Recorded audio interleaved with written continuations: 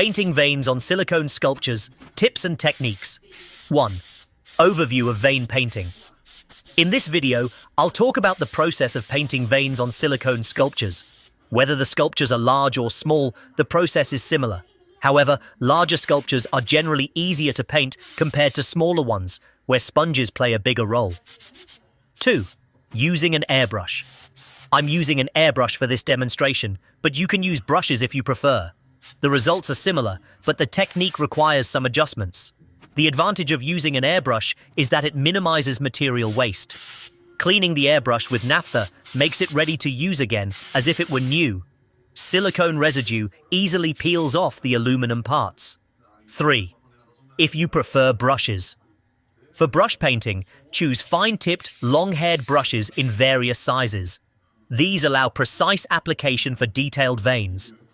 After using brushes, soak them in a cup of naphtha to maintain their condition and prolong their life. This is essential to prevent them from wearing out quickly. 4. Choosing equipment. Many airbrushes are available on the market. You can choose one based on your preference. I've been using my airbrush since 2016, and it's still as good as new. I only replaced the pump once because I wanted a quieter option. 5. Final tip. Regardless of the method or tools you use, practice is key. Each sculpture size may require slight adjustments in your technique, but with consistency, you'll achieve great results. Testing and adjusting. Before painting veins. 6. Test your lines before starting. Before painting directly on silicone, always test your technique on paper.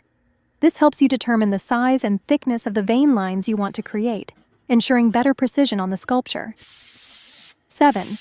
Adjusting the airbrush. If you're using an airbrush, you can adjust the nozzle to control the line thickness. Open the nozzle for broader lines and close it for finer, more delicate lines. Experiment with these settings to achieve your desired effect. 8. Using brushes for fine lines. When using brushes, it's essential to have a variety of sizes, ranging from 0.1 for ultra-thin lines to sizes 1, 2, or 3 for thicker veins. Choose brushes with long, fine hair for better control and detail work. 9. Practical tip for brushes. Keep multiple brushes on hand, as each size serves a different purpose when painting veins. After each use, soak them in naphtha to maintain their flexibility and prevent wear. Additional vein painting. Tips and depth effects. 10. Painting inside the mouth. I like to paint inside the mouth without blue tones to create shadow and depth. Using blue pigment can create a subtle trick to enhance the illusion of depth in this area. 11. Choosing the right blue for veins. For veins, I prefer a blue pigment with a slight shimmer. This gives the effect of veins being beneath the silicone skin, adding realism and depth. 12. Materials I'm using naphtha. For cleaning and thinning. Psycho paint. A and B. For a flexible, durable finish. Blue silicone pigment. To create realistic veins. Latex-free sponge. Ideal for blending and creating texture without reacting with silicone. Parsley airbrush. Made in Chicago. This airbrush has needles at the tip rather than inside the body, which I find more efficient. However, this is a matter of personal preference. 13. Creating a 3D vein effect. After finishing the veins, I apply a fine mist of green pigment over all the veins.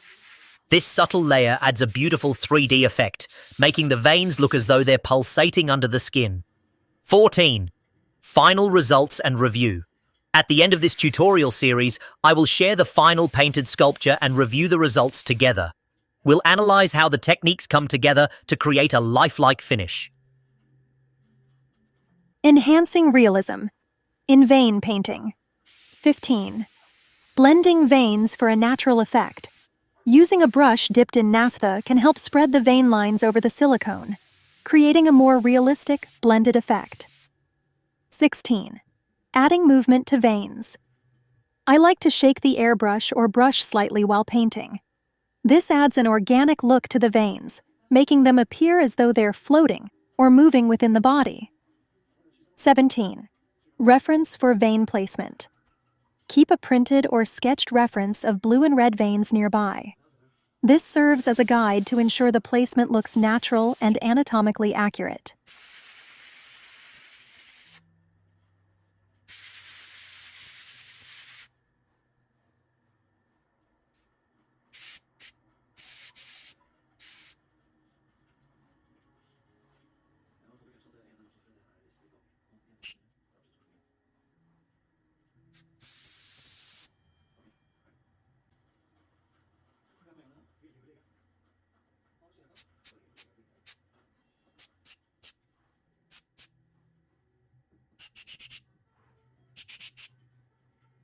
Efficiency with the airbrush, 18. Speed and versatility. One of the things I appreciate most about the airbrush is its speed. It's especially useful when painting multiple models simultaneously, allowing for consistent and efficient results without sacrificing quality.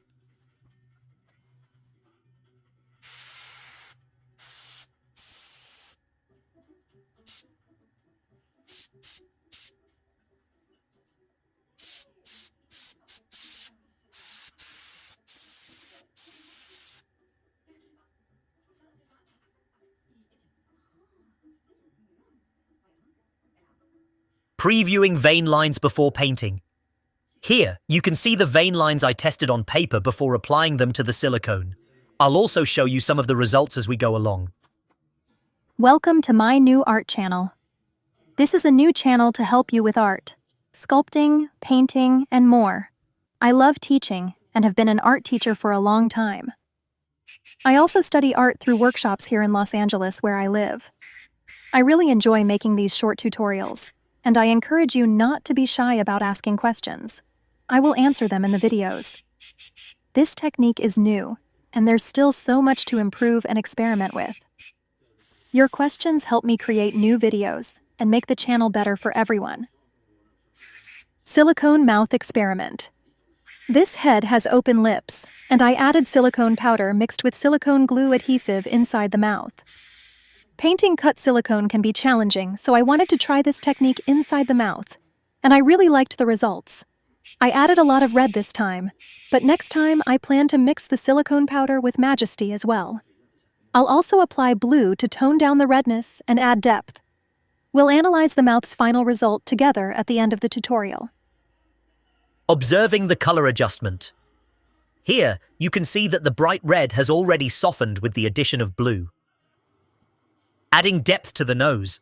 I also like to apply blue inside the nose. It creates a nice depth effect, enhancing realism.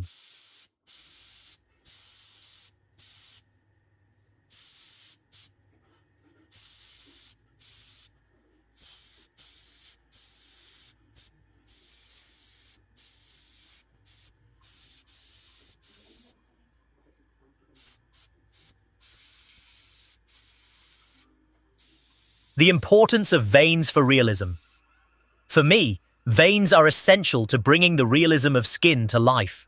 Once the veins are in place, I can already see the transformation into true, lifelike skin. I'll stop here for now.